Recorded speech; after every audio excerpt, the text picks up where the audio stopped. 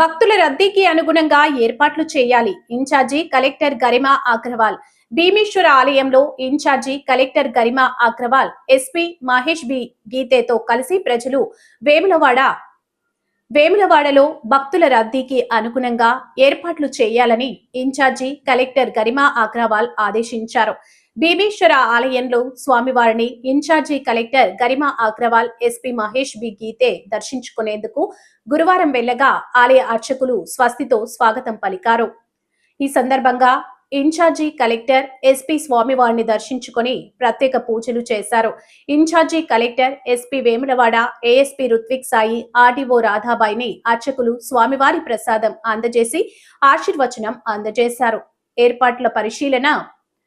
సమ్మక్క సారలమ్మ జాతర మహాశివరాత్రి నేపథ్యంలో ఆలయంలో తాగునీటి సరఫరా, ప్రసాదం కౌంటర్ వద్ద ఏర్పాట్లు, పార్కింగ్ ఏరియా, టాయిలెట్లు, షవర్ స్నానాల ఏర్పాట్లను, కోడెముక్కల టికెట్ కౌంటర్, విఐపి, వివిఐపి ప్రత్యేక దర్శనం క్యూ లైన్లు, నీటి సరఫరాకు ఏర్పాట్లను కాలినడకన తిరుగుతూ ఇన్ఛార్జి కలెక్టర్, ఎస్పీ పరిశీలించారు. బద్ది పోచమ్మ ఆలయం వద్ద నూతన భవనం స్లాబ్ పనులు పూర్తి చేసి ప్రసాదం కౌంటర్లు ఏర్పాటు చేయాలని ఇన్ఛార్జి కలెక్టర్ ఆదేశించారు.